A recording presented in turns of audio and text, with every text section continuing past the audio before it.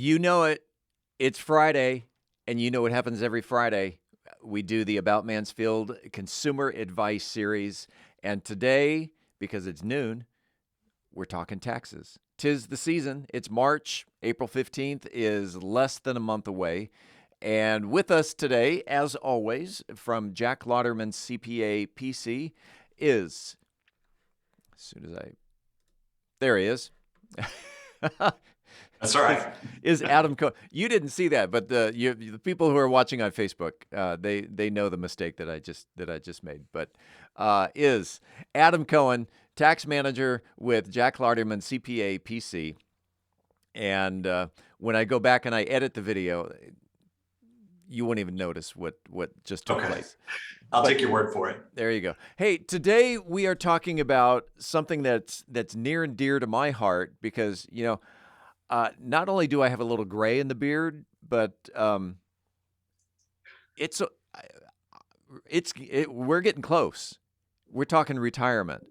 And my friends are retiring, and so when you told me that today's topic is retirement, it's like, okay, I got to listen because it's almost my time. So let's first start off. All right. I'm self-employed. Sure. I make a fairly decent living at it, but I haven't saved anything for retirement. What do I do? Oh, well, you're the classic case. we, we have a friend who's a financial advisor, and he calls them Henrys, high earner, no retirement. Ah. And there's methods for dealing with it, obviously. If you are self-employed, that's great. That means you've got way more options than somebody who's an employee. You can start up one of many different kinds of retirement plans, depending upon how you're structured and how many employees you have and what your ultimate goal is and how much money you make.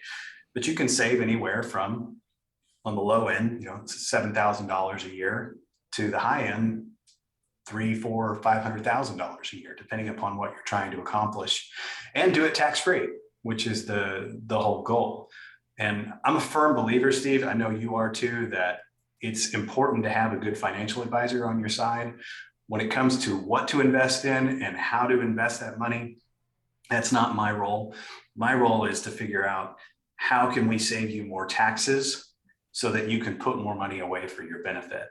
All right. And that can be done in any number of vehicles, but the most common is, an IRA. But in your situation, self-employed, I'd say, well, number one, how much do you want to save and how much do you need to retire on? And maybe that's a conversation you have with your financial advisor. And the next one would be, all right, given those numbers, can we set you up in a SEP IRA? Or can we set you up in a solo 401k? Or better yet, can we set you up in a combo plan, like a defined benefit plan, which is a pension with a 401k? And then you can save something like $350,000 a year until you're ready to retire. Okay, and so that would be a way of catching up. That all right. So from age 20 or age 30, I haven't been making regular contributions, and so I do need to catch up, to make Sure. up for lost time. What are some catch-up contributions? Well, so the term of art catch-up contribution has a defined meaning by the IRS. You've got a normal amount you can contribute each year, but when you reach age 50, there's an additional amount, that catch-up contribution, that you can go above and beyond the maximum contribution. So the example for most people is, I've got a 401k through my company, and I'm going to contribute the max this year. So 22,500, I think, is what we're at now. But I've reached age 50 last year, so I'm going to be going on 51 this year. I want to add an additional $6,500. Actually, now it's $7,000 a year on top of what I would normally be able to maximum contribute. Now I'm going to get an additional amount, and it's going to be an additional deferral into that 401k or whatever retirement plan it might be. Same goes for IRAs. Same goes for SEP IRAs. You can do the same. Okay. All right, so I have some friends that have recently retired, and when should they expect to start taking the required minimum distributions? That's a moving target. Yeah. And how old are they? It's 72 would be it now, but before it was 70 and a half, and they've, they moved the target. So as far as when, it would really depend upon what assets do they have and then what age are they at. And if they get to what is 72 now, or what the retired minimum distribution age is now, they can always move the money out of the vehicles that are, if they don't want to take the money, let's say they don't need it, Mhm. you can roll it into something else, or you can buy into something like a index universal life policy or something like that. So even if someone retires, say, at age 60, Yeah, they don't have to start taking distribution till 72, 75. That money can still sit there pending that they have the assets to live on. correct. You can. Yeah, exactly. And the other thing that undoubtedly happens to a lot of people is they retire, but they don't necessarily, or they change jobs even, they don't take their 401k with them. They leave it there. And my advice would be to consult with your financial advisor, roll those funds over into an IRA, perhaps even a Roth IRA, depending upon what's going on in your life. And then that way your company is not at the it's not their discretion as to what happens to those funds. It goes over into something you and your financial advisor control. All right. So convert the 401k to an IRA Sure. when you retire or when you leave the company. Yes. Yeah. Okay.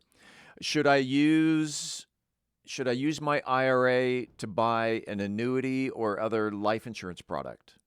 Maybe. Maybe. It depends. That's a good question to have with your financial advisor, but it really comes down to what's your level of risk tolerance and what are your goals. And so it could very well be that you need principal protection and you're not willing to have any kind of downside risk. And so you're going to buy into something like an annuity. It very well could make sense, especially if you're afraid the tax rates are going to go up, in which case you'd rather pay those taxes now as opposed to paying them later. That's the thought process. So that's part of the annuity is paying the tax.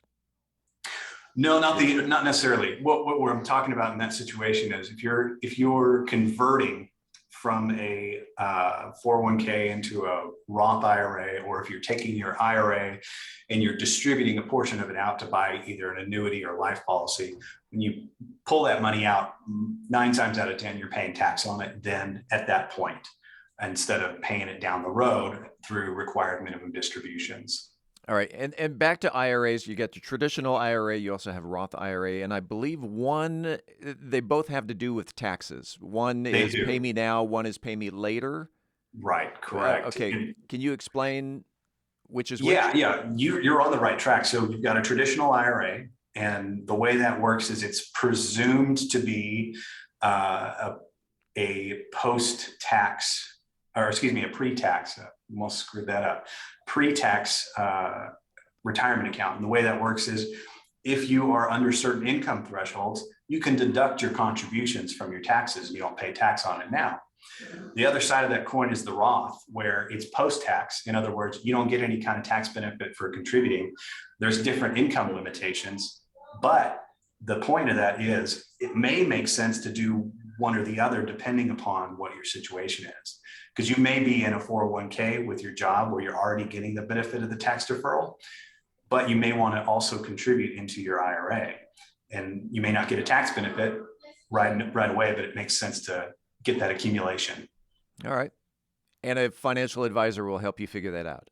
Yeah. Again, my role is just to figure out how to reduce your taxes with it. Yeah. You can give it to your financial advisor and let them make you money. And that's what they do. So, Exactly. all right. Exactly. If anyone had questions about planning for retirement, especially how planning and tax related, if someone wanted to reach out to Adam Coen, how do they get a hold of you? You can call anybody here at the firm. We're at 817-231-0666. Again, 231-0666.